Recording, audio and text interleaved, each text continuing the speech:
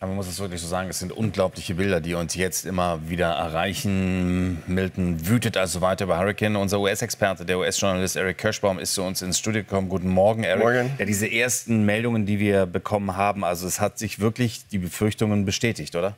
Ja, absolut. Aber der Sturm birgt auch Gefahr für Biden und Harris. Der wutet in diesem Wahlkampf auf und die ganzen Amerikaner schauen zu, wie reagiert Biden, wie reagiert Trump. Trump probiert Kapital zu schlagen. Der kritisiert Biden und Harris, dass die untätig sind, nicht genug Mitgefühl zeigen. Das hat er vor ein paar Wochen mit Helene gemacht. Er war viel schneller vor Ort.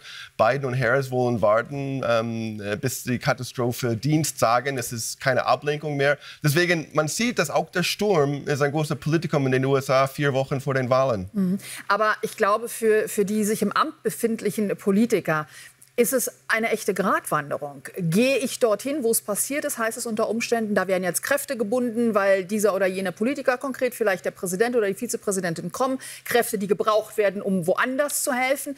Geht man nicht hin, heißt es interessiert dich nicht. Wie geht man damit am besten um? Genau, das ist genau die Bilanz, die Biden und Harris versuchen zu finden. Die waren 2 Tage nach Trump in Georgia und Trump hat die kritisiert. Die sagen, ja, wir wollen nicht stören. Aber für George W. Bush 2005, Katharina, der war hat kein Mitgefühl gezeigt. Der ist mit seinem Jumbojet über die Katastrophengebiet geflogen und aus dem Fenster geguckt. Danach war für Bush wirklich vieles kaputt. Der ging total runter. So, Biden und Harris probieren Gratwanderung zu finden, die richtige Mitgefühl ohne zu stören. Aber es wird auf jeden Fall groß aufgewühlt und das ist auch ein Grund, warum Biden nicht nach Deutschland und Angola reisen könnte. Das hätte Trump total ausgenutzt für seinen Wahlkampf. Es ist auf jeden Fall eine Gefahr für Biden und Harris, wenn die nicht genug Mitgefühl zeigen. Und Trump sieht seine Chance, hier vielleicht ein paar Punkte zuzulegen. Hat Trump denn einen gewissen Heimvorteil? Weil er lebt ja in Palm Beach in Florida.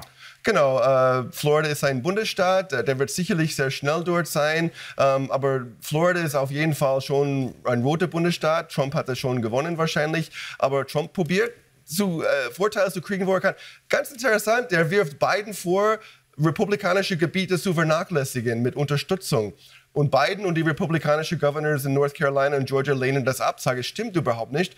Aber genau Trump hat das in Puerto Rico gemacht, 2021 mit Hurricane Maria. Der hat wirklich befohlen, kein Geld nach Puerto Rico zu schicken, lieber nach Texas zu schicken. Deswegen Trump hat seine eigene Geschichte mit diesem Vorwurf und macht das jetzt Biden, obwohl es unwahr ist.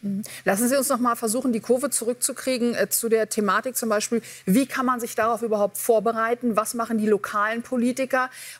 Gibt es diese Form von Vorbereitung dort überhaupt, dass man auch sagt den Leuten, okay, schützt euch in der und der Form? Oder ist es wie in vielen Bereichen der USA, dass man sagt, der Staat hält sich raus, ist alles eure Sache? Ja, vor dem Hurricane hat man gesehen, Biden und der Governor DeSantis haben gesagt, geh weg, geh weg. Das war wirklich sehr laut und sehr oft die Betonung, evacuate.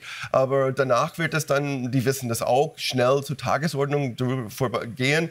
In 2 Wochen wird dieser Hurricane wahrscheinlich keine Nachrichten mehr und die Leute werden dann mehr oder weniger alleine gelassen.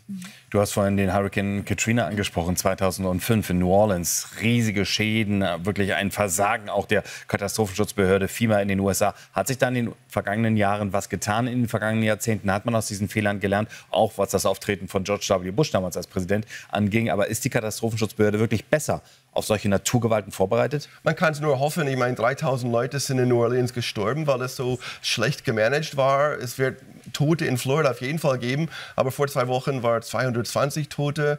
Allein, ja. Genau, deswegen, man kann nur hoffen, dass die von den Fehlern gelernt haben. Aber also auf jeden Fall, politische Schäden kann noch bleiben für Harris und Biden, wenn die nicht wirklich genug Mitgefühl zeigen. Und das wird spannend sein, die nächsten Tage. Den Nachklapp von dem Hurricane werden Biden und Harris in Florida zu sehen sein und wie. Eric Kirschbaum, Dankeschön. Gerne. Danke, Eric.